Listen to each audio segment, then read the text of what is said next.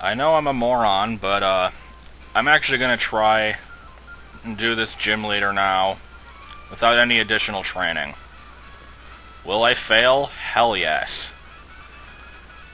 But I guess it'll help me at least know what I'm up against. Also, I don't want to actually prepare for it right now because that would require effort and stuff. Explain to the peoples who you are. I am a random friend, completely faceless. I've played this game like 500 times. My name is Fiona. My name on YouTube is Chai Tofu. Just call me Fiona because any other attempt people have made to call me my username is inevitably awkward. And here's the opening cutscene. Yeah, we left this opening cutscene for people who aren't familiar with the game. Yeah, this part is pretty much self-explanatory. And it's like 35 minutes long, even though this first day is only 14 minutes long. So, it basically just picks up where the first game left off. That one didn't have too much of a plot either. Yeah, I was kind of, when I first played this, surprised at how weirdly elaborate it was for a game that pretty much relies on its play mechanic rather than the story. Yeah, so anyway, the first game, Alamar was he on like a business trip or something, and then he got hit by a meteor, and I think it was vacation. Might have been vacation, I don't remember it. I haven't played that first one in a long time.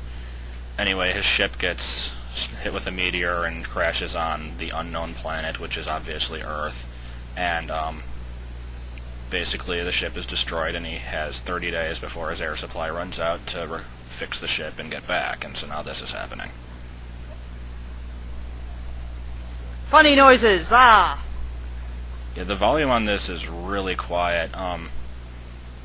Yeah. You can hear like the whistling and stuff, but the voices for this guy, he's like mixed with stuff like that. You did pretty good justice.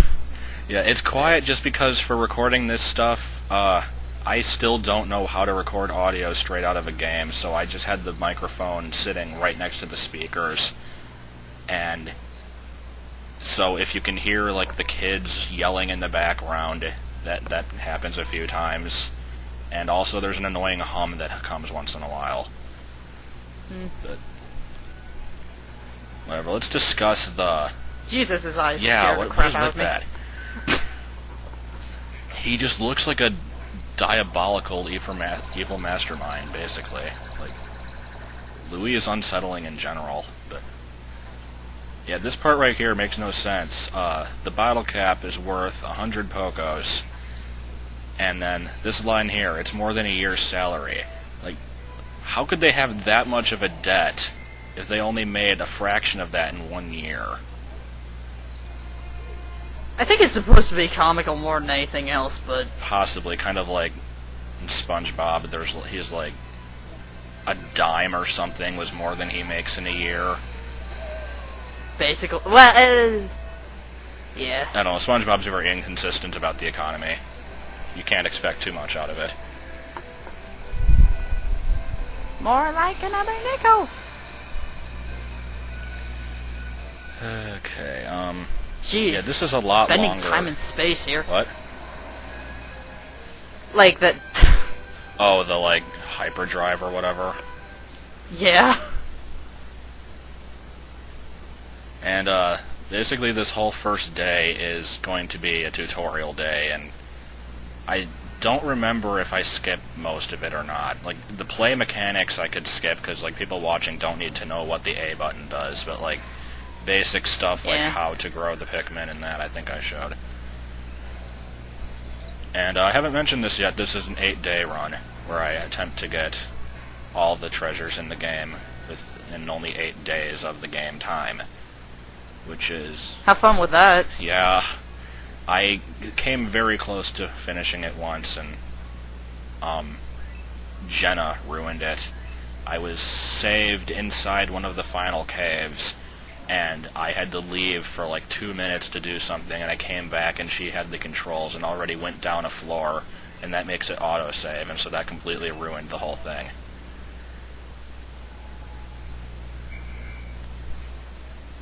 I cried. That was not fun. Yeah. Is it really surprising they remember him? If the last cutscene was any indication, he's been gone for less than 2 days. I didn't even think about that. Like, or 5 seconds. try it again. God, that Tyranitar's a bitch. You're not supposed to wake up that soon.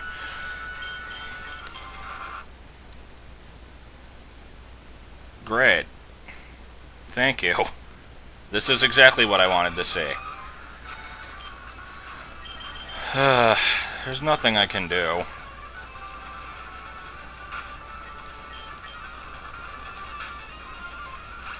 Yeah.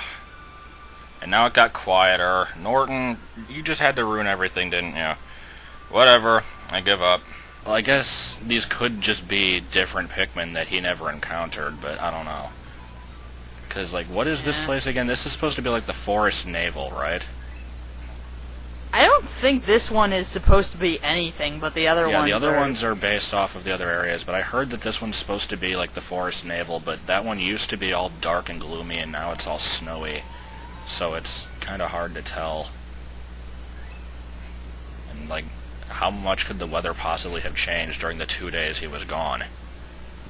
I think he like elaborated on that in a entry or something, but it was more like, oh, we don't understand this, which is just a nice way of saying that there's no way they can cover this up. Yeah, that's usually the best solution. If you can't explain anything, then just either don't try or hand wave it by saying, oh, it doesn't matter. Pokemon's been doing it for years. And I suppose they have, like, with just everything in general, like how the Pokeballs work, everything else. And eggs. Oh, yeah, the eggs. Oh, yeah, right there, the screen sort of flashed. There was a time cut there. You little... I see what you're doing. Huh? I see what the flower. Yeah, I had to wait around for a few years for these things to blossom into flowers so they'd be faster. It doesn't really benefit me at all because I end up getting nectar in like the next day anyway, but I don't know. Oh god! Oh god. Pointless sin. But it's Yeah. charming, I guess. If he didn't have those huge Charming. bulbous eyes. What are you looking at? Charming. That seems to like dictate my taste in games in general. Like Earthbound, like you get a one of the characters starts out with 2 completely useless items in his inventory, and that's like that's not dumb, that's charming. Okay, then. It's a ruler and a protractor. Yeah, I was trying to imagine that game being charming. It's definitely, it has its funny moments. It doesn't take itself seriously a lot, but I wouldn't call battling like the essence of evil. I don't know. Charming. I don't know. I've still never played through that game, but I've seen the last boss fight, and my god. I think the last boss fight is incongruent with the rest of the game, but at the same time, I don't know. And then there's all the stupid theorists that insist that it's something of deeper meaning, and then most of that's just made up. If you're talking about the like rape thing. Yeah, that, like the guy gets being an aborted fetus thing. Oh yeah. It was also supposedly like, and this was an interview thing, and quite frankly, I almost wish that. Oh, I think your microphone came out. Hold on. You're really quiet.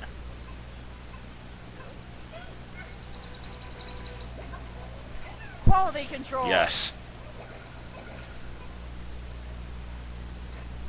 Quality commentary. Indeed. Yeah, you're still a little bit quiet. I don't know. Nothing's happening on screen anyway. There's nothing to maybe talk it's about. my mic. Hold on, There. let me. Yeah, La you're better. la la la la. Okay. Well, yeah. I'm not getting any closer because it'd probably involve me eating my microphone. Okay. Anyway, what were you going on about? Like, the interview? Like, an old,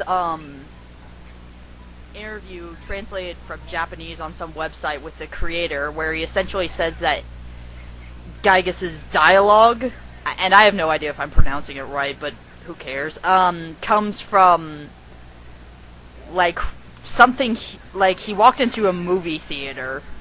Right, I actually heard about And he this, saw but I'll what let you he- continue to explain it. Yeah. I thought so. He saw what he thought to be a rape scene, And then it just wasn't. and I think the fact that was... Well, from what I heard, I the think the lady fact was that being he- raped by a river. What? I don't know. That's what, like, I... it didn't make sense when I read it either, but that's what I heard.